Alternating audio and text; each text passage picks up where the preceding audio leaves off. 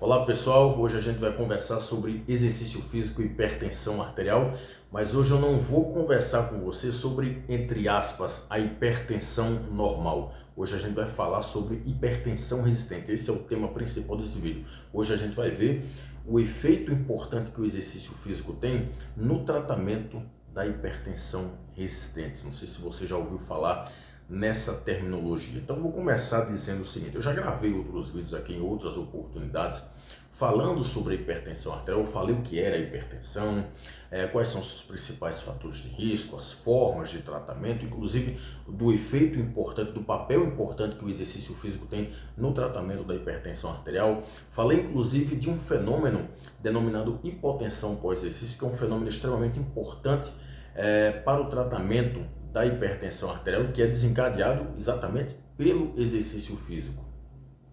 Então hoje a gente vai focar no tratamento da hipertensão resistente. Qual o papel que o exercício físico tem no tratamento da hipertensão resistente? Então vamos lá. Antes que você me pergunte, o que vem a ser a hipertensão resistente? É quando você tem um indivíduo que ele utiliza 2 ou 3 classes de medicamentos diferentes para regular a pressão arterial e mesmo assim ele não consegue regular os níveis de pressão arterial. Então a pressão continua ainda um pouco elevada. Isso é muito perigoso porque a pressão arterial elevada cronicamente, a médio e a longo prazo, ela termina desencadeando uma série de prejuízos à tua saúde, principalmente a saúde cardiovascular. Então a pressão arterial elevada cronicamente, a médio e longo prazo, ela pode causar lesões nas artérias e comprometer órgãos importantes como os rins.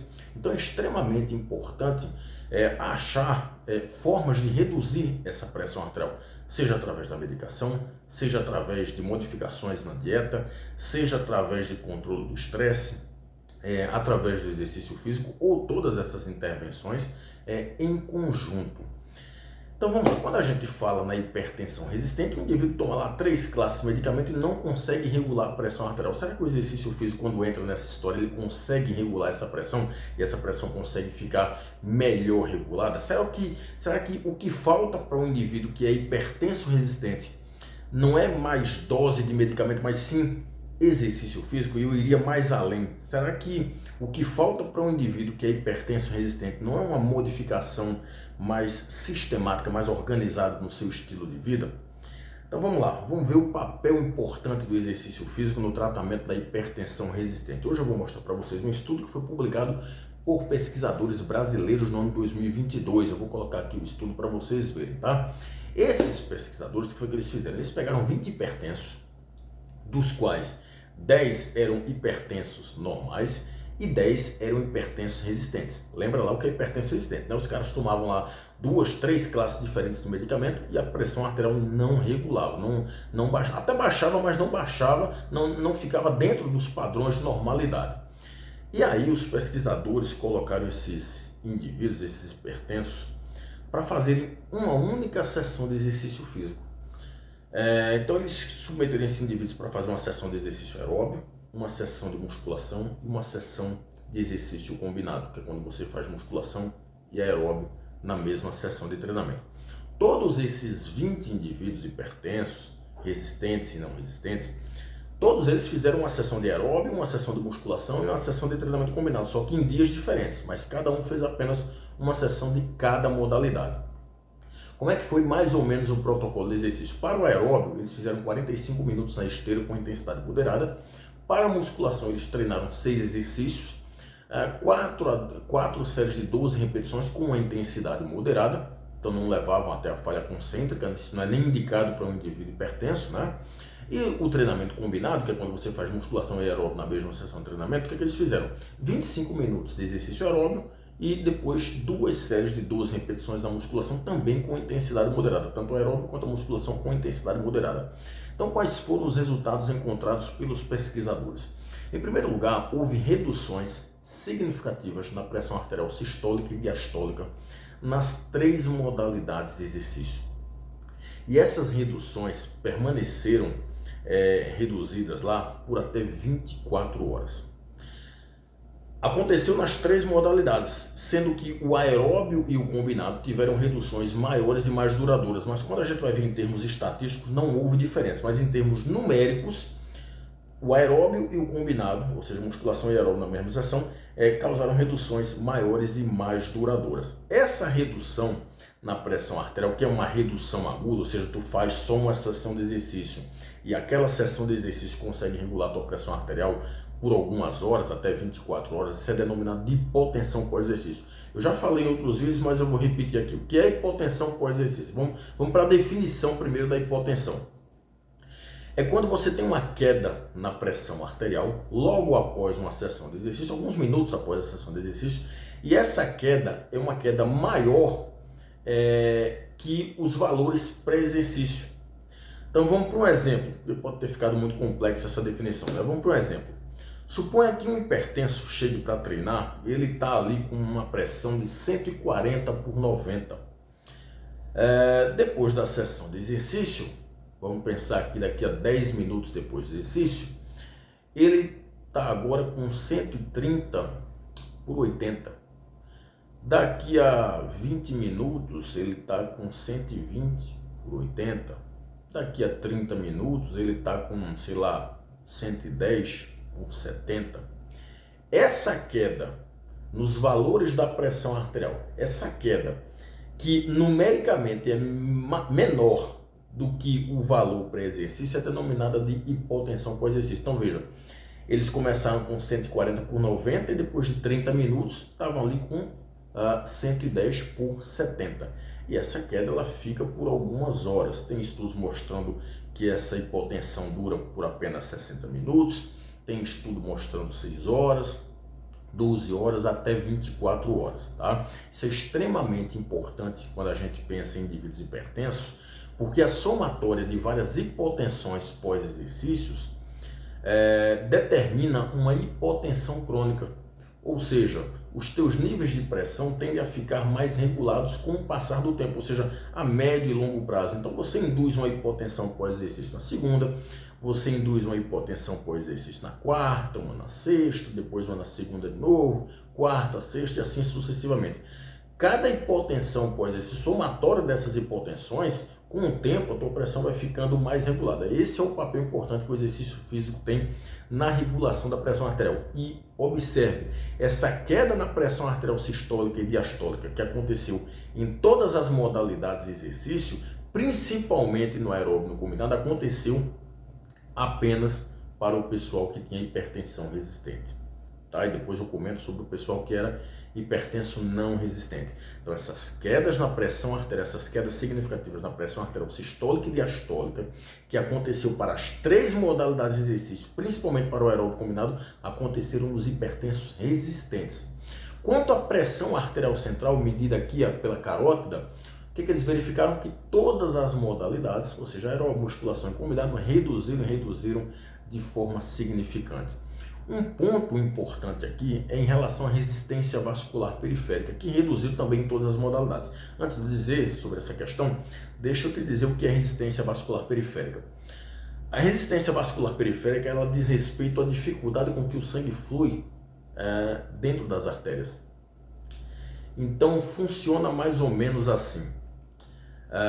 Quando o sangue encontra muita dificuldade para fluir dentro das artérias, quando ele encontra muita resistência, a tua resistência vascular periférica ela aumenta, ou seja, o sangue flui de uma forma mais dificultosa ali dentro das tuas artérias. Consequentemente, se o sangue está fluindo de uma forma mais dificultosa, o teu coração precisa se contrair com mais força para impulsionar esse sangue pelas artérias. Se o teu coração se contrai com mais força, a pressão arterial sobe. Tanto a sistólica quanto a diastólica, mas principalmente a sistólica. Então é importante reduzir a resistência vascular periférica, ou seja, fazer com que o sangue flua com mais facilidade para que a pressão arterial reduza. Quando é que tu diminui a resistência vascular periférica, por exemplo? Quando você induz um fenômeno denominado vasodilatação, ou seja, quando o vaso se dilata, ele expande um pouquinho, então o sangue passa mais facilmente ali dentro do vaso. Quando é que você induz vasodilatação, por exemplo? Quando você faz exercício físico. Porque o exercício físico, ele induz contrações musculares. Essas contrações musculares, elas fazem com que as artérias desenvolvam, não, deixa eu pensar na palavra correta. Essas contrações musculares fazem com que os vasos sofram uma coisa chamada de cisalhamento.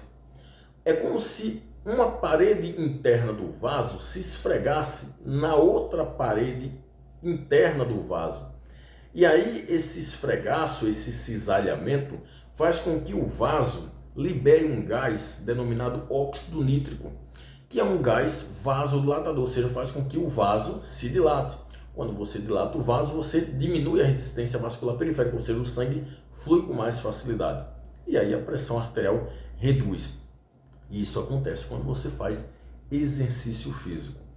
Então, o que aconteceu? O que esses pesquisadores verificaram? Que todas as modalidades de exercício, ou seja, aeróbio, musculação e o combinado, reduziram a resistência vascular periférica e reduziram de forma significativa, principalmente a musculação.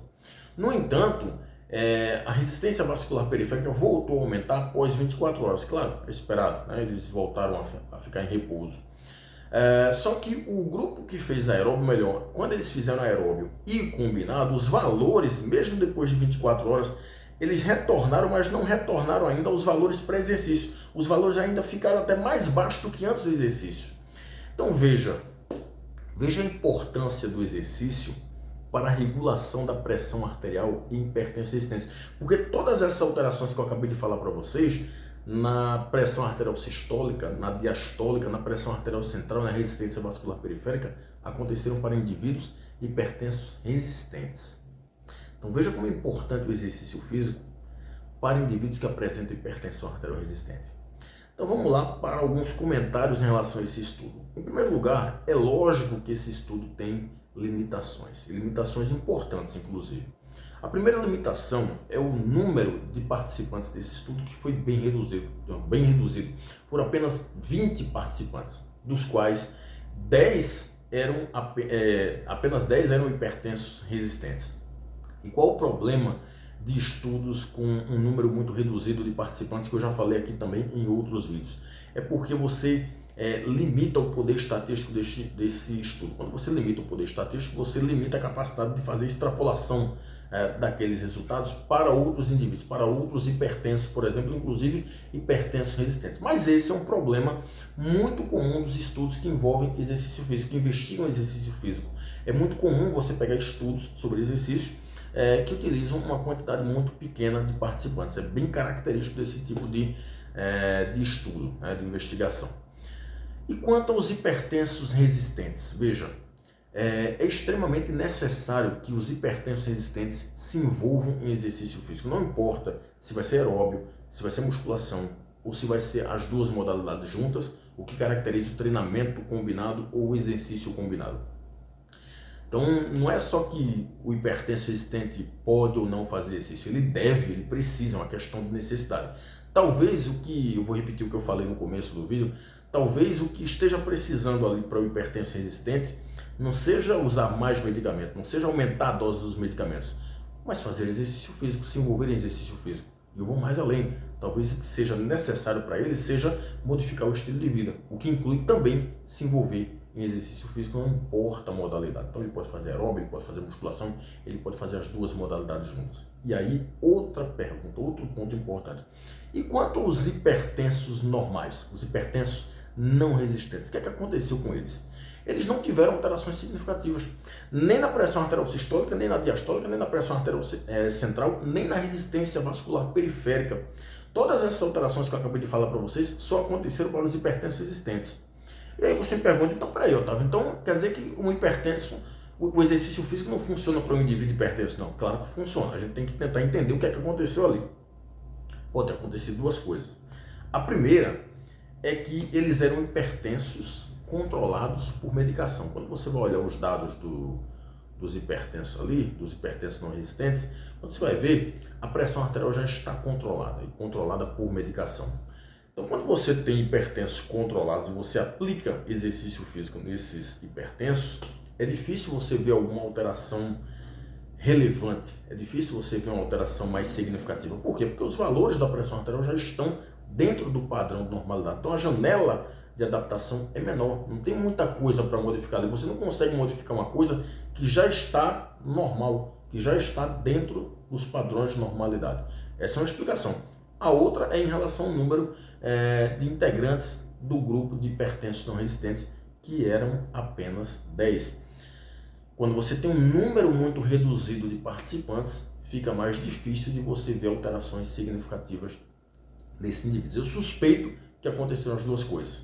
Tanto o número de participantes foi pequeno, apenas 10, como esses indivíduos já estavam com a pressão arterial regulada. Portanto, não se viu reduções na pressão arterial sistólica, nem na diastólica, nem na central e nem na resistência vascular periférica. Mas o fato, então vamos nos ater aos resultados, né? O fato é que os hipertensos resistentes, ou seja, aqueles hipertensos que têm dificuldade de regular os seus níveis de pressão arterial com medicação, mesmo tomando 2, 3 classes diferentes de medicamentos, eles conseguem regular de uma forma mais apropriada a sua pressão arterial fazendo exercício físico. Fazendo exercício físico aeróbio, fazendo musculação ou fazendo as duas modalidades juntas. Portanto, é extremamente importante, necessário, eu diria urgente, que hipertensos resistentes se envolvessem em exercício físico.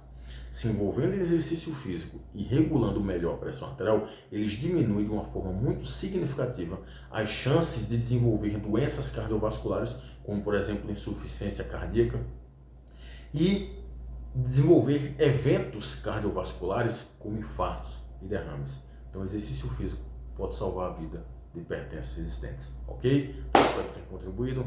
Um abraço a todos, até mais.